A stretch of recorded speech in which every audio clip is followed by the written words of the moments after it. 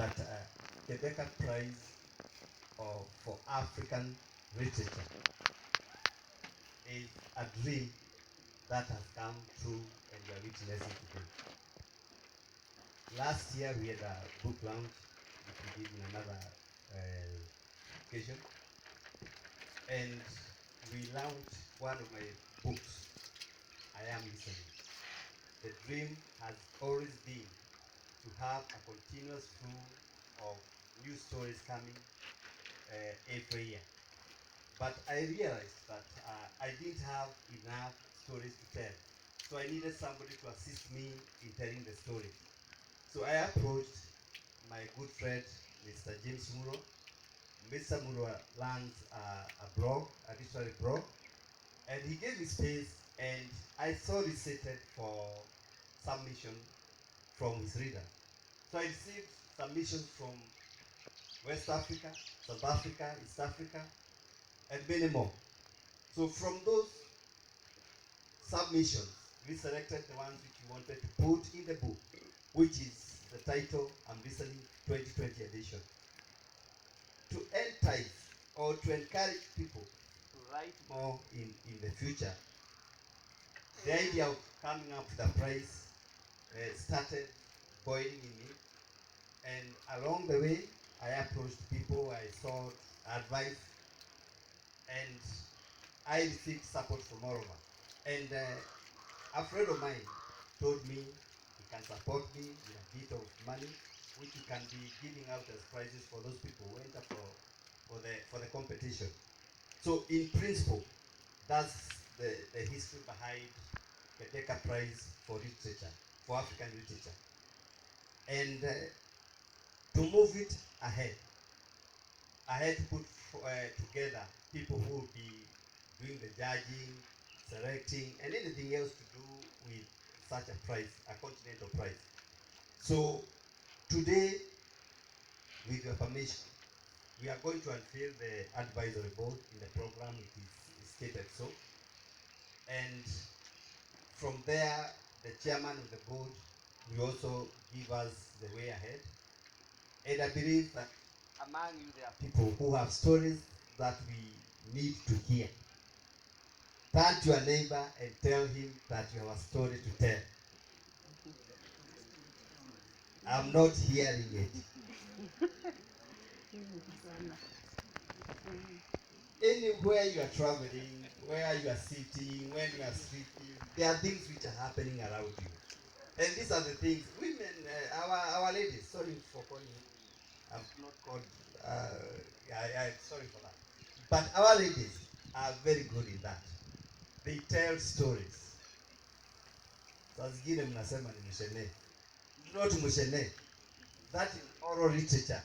So those stories which you may think are not very, very important are what build up a society, builds up a society.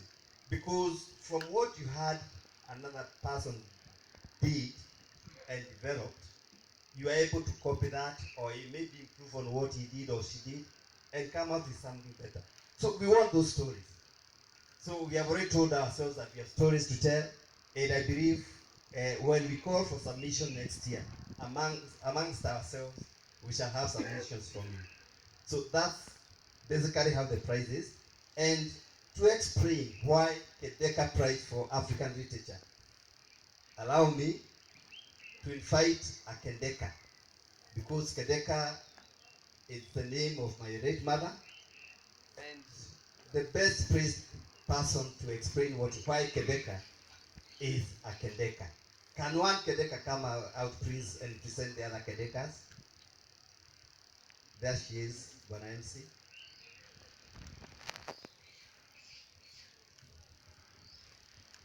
Karibu sana. So what you are seeing here, or who you are seeing here, is a Kendeka. Karibu.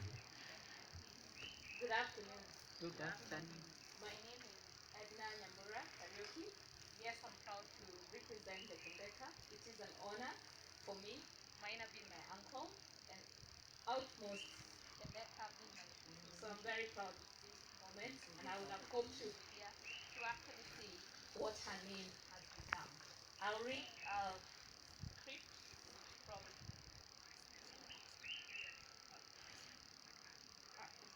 I'll read a script from a family member who is my aunt, and it goes like this. Kendeka African Literature Award. Good afternoon, friends and family. Reading is very important, and especially at an early age. It helps you grow mentally, emotionally, psychologically. Reading gives one an opportunity. Sorry. Reading gives one an opportunity to learn new things, explore new ideas that are beyond your own knowledge. It sparks imagination and creativity. My name is Mercy Karaoke McGee, and one of the youngest daughters of Roshasho and Kendeka Karaoke. I reside in America. I'm humbled to have the opportunity I'm humbled to have the opportunity to participate in unveiling of the Kendeka African Literature Award. I want to thank Andrew, the family, the sponsors, and the family and the sponsors of this award. The award will enormously increase writers' access to publishing that otherwise would not be available. Why the name Kendeka?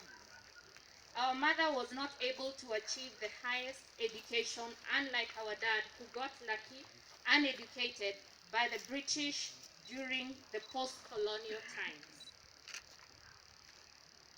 Our mother always wished she had continued to get her training as a chemist. Our parents loved each other, and they often teased each other about how they fell in love. One teasing that stuck with me is when my mom will tell my dad. I'll read it in English because I know I can't read that whole Kikuyu part. You don't say I am mom. You don't say I am not educated. I waited for you to finish school so that you can come get me, and I told other men I don't need their stupidity. I am waiting for my educated man. She would laugh as she told Baba that she had a choice to marry a rich man who could pay more dowry, but chose him because he was educated. Another joke was how her father wanted to marry an old wanted her father to, how another joke was how her father wanted her to marry an old man who could afford a bigger dowry, and this man tried to intercept her on her way to college on her way to go to college, and she had to hide so that she could not get married. That curtailed her chances to get the training to be a chemist, a pharmacist, but mom called it a chemist. That was the term used then. Mom escaped an arranged marriage and married an educated man who was our father. I don't think mom had any regrets marrying our dad and bearing children together. Our father Our father was smart and brilliant, and together they made sure we had our schooling from early age. Mom's quest for learning how to read and write never stopped. I recall when we were in lower grades, the government introduced adult learning in the rural area in the hope women can be empowered so they can be liberated. Mom enrolled in the program and learned basic reading and writing.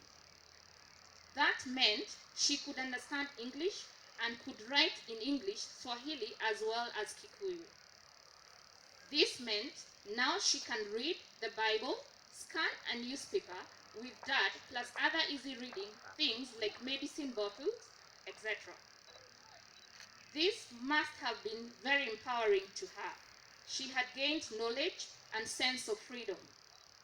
Later, Mom and other women also became the first women to receive the Waendeleo ya Wanawake Sustainable Farming Award. This program taught them more ways to increase farm productivity. Beyond this, my parents took in children from our village and enabled them to go to school.